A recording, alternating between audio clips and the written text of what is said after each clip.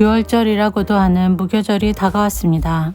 대제사장들과 율법학자들은 어떻게 하면 예수님을 죽일까 궁리하였습니다. 이는 그들이 사람들을 두려워하였기 때문입니다. 사탄이 12제자 중 하나인 가룟이라고 하는 유다에게로 들어갔습니다. 유다가 대제사장과 성전 수비대장에게 가서 예수님을 그들에게 어떻게 넘겨줄지를 의논하였습니다. 그들은 기뻐하면서 유다에게 돈을 주겠다고 약속했습니다. 유다도 찬성하고 사람들이 없을 때에 예수님을 그들에게 넘겨줄 적당한 기회를 찾았습니다. 유월절 양을 희생제물로 바치는 무교절이 되었습니다. 예수님께서 베드로와 요한을 보내면서 말씀하셨습니다. 가서 우리가 먹을 수 있도록 유월절을 준비하여라. 이들이 예수님께 물었습니다. 어디에 준비하길 원하십니까?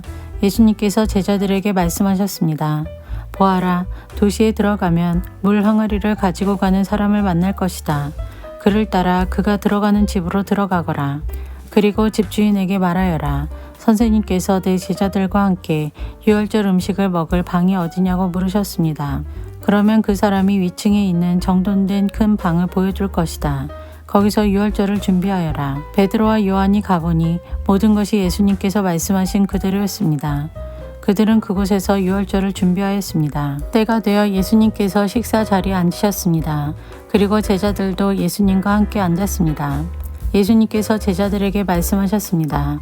내가 고난을 받기 전에 너희와 함께 이 유월절 음식을 먹기를 간절히 바랐다. 내가 너희에게 말한다.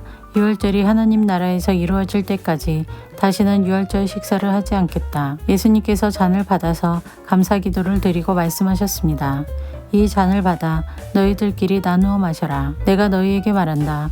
하나님 나라가 올 때까지 포도 열매에서 난 것을 이후로는 마시지 않을 것이다. 그리고 예수님께서 빵을 들고 감사기도를 드렸습니다. 그리고 떼어서 제자들에게 주시며 말씀하셨습니다. 이것은 내가 너희에게 주는 내 몸이다. 이것을 행하여 나를 기념하여라. 이와 같이 빵을 드신 후에 잔을 가지시고 말씀하셨습니다. 이 잔은 너희를 위하여 흘리는 내 피로 세운 새 언약이다. 보아라, 나를 넘겨줄 사람의 손이 나와 함께 식탁 위에 있다. 인자는 정해져 있는 대로 갈 것이나 인자를 넘기는 그 사람에게는 화가 있다. 제자들이 자기들 중에 누가 이런 일을 하겠는가 하고 서로 묻기 시작하였습니다. 제자들 사이에 누가 가장 큰 사람으로 여김을 받을 것인가를 놓고 서로 말다툼이 일어났습니다. 예수님께서 그들에게 말씀하셨습니다. 이방인들의 왕은 백성들 위해서 왕 노릇한다. 그리고 권력을 가진 사람들은 백성들에게 은인으로 불린다. 그러나 너희가 그래서는 안 된다. 너희 중에 가장 큰 사람은 가장 어린 사람처럼 되어야 하고 지도자는 종처럼 되어야 한다. 식사 자리에 앉아 있는 사람과 그를 시중 듣는 사람 가운데 누가 더 큰 사람이냐? 식사 자리에 앉아 있는 사람이 아니냐? 그러나 나는 섬기는 사람으로 너희 가운데 있다. 너희는 내가 시험을 당할 때 나와 함께 있었다. 내 아버지께서 내게 나라를 주신 것처럼 나도 너희에게 주려고 한다. 너희는 내 나라에서 먹고 마실 것이며 왕좌에 앉아 이스라엘의 12지파를 심판할 것이다. 시몬아 시몬아, 사탄이 너를 마치 밀 까부르듯 하는 것을 허락해 달라고 요청하였다. 그러나 나는 내가 믿음이 꺾이지 않도록 기도하였다. 내가 돌아온 후에 내 형제들을 굳게 하여라. 베드로가 예수님께 말했습니다. 주님, 주님과 함께라면 감옥에 갈 수도 있고 죽을 준비도 되어 있습니다. 예수님께서 말씀하셨습니다. 내가 내게 말한다.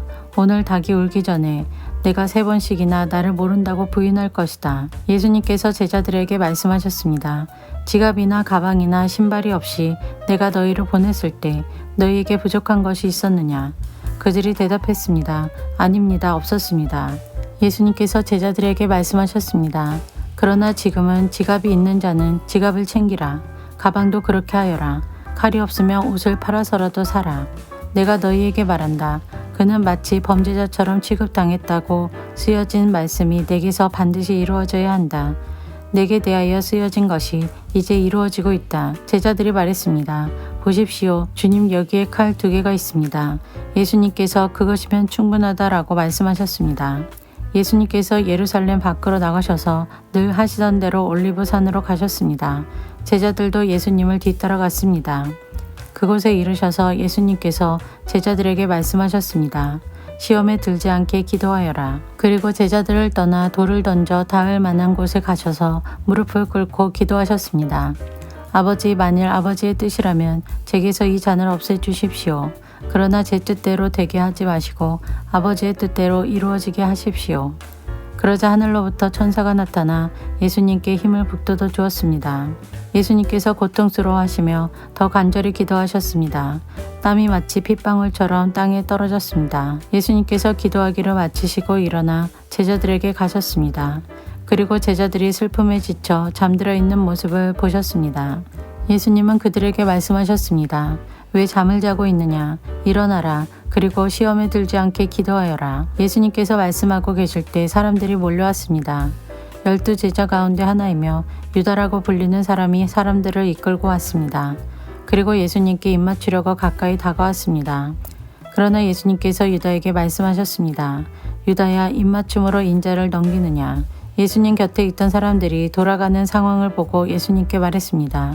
주님, 칼로 이들을 칠까요? 그들 가운데 한 사람이 대제사장의 종의 오른쪽 귀를 칼로 베었습니다. 예수님께서 말씀하셨습니다. 그만두어라. 그리고 그 종의 귀를 만져 고쳐주셨습니다. 예수님께서 체포하려고 온 대제사장과 성전 수비대와 장로들에게 말씀하셨습니다. 강도를 잡듯이 칼과 몽둥이를 가지고 왔느냐? 내가 매일 성전에서 너희와 함께 있었다. 그러나 너희는 내게 손을 대지 않았다. 그러나 지금은 너희의 때, 곧 어둠이 다스리는 때이다. 그들은 예수님을 체포하여 대제사장의 관사로 데리고 갔습니다. 베드로도 그들과 멀찍이 떨어져서 뒤따라갔습니다. 사람들이 정원 가운데 불을 피우고 둘러 앉았습니다. 베드로도 그들과 함께 앉았습니다. 하녀 하나가 모닥불 곁에 앉아있는 베드로를 보고 노려보며 말했습니다. 이 사람도 예수와 함께 있었어요. 베드로가 부인하며 말했습니다. 여보시오, 나는 예수를 모르오. 조금 후에 또 다른 사람이 베드로를 보고 말했습니다. 당신도 그들과 한패요. 그러자 베드로가 말했습니다. 이 사람아, 나는 아니야. 약 1시간 후에 다른 사람이 주장했습니다. 분명히 이 사람도 예수와 한패요. 이 사람도 갈릴리 출신이니까. 그러자 베드로가 말했습니다.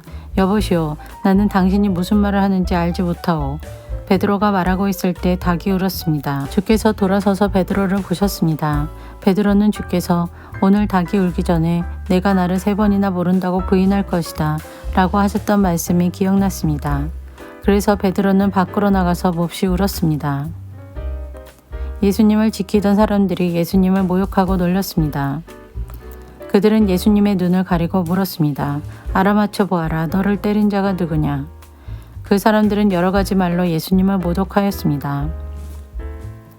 날이 밝자 백성의 장로들 곧 대제사장들과 율법학자들이 함께 모였습니다. 그리고 예수님을 그들의 법정으로 데리고 가서 물었습니다. 진정 내가 그리스도인지 우리에게 말해보아라. 예수님께서 그들에게 말씀하셨습니다. 내가 너희에게 말해도 믿지 않을 것이다. 또한 내가 물어도 너희가 대답하지 않을 것이다. 그러나 이제부터 인자가 전능하신 하나님의 오른쪽에 앉게 될 것이다. 그들이 모두 물었습니다.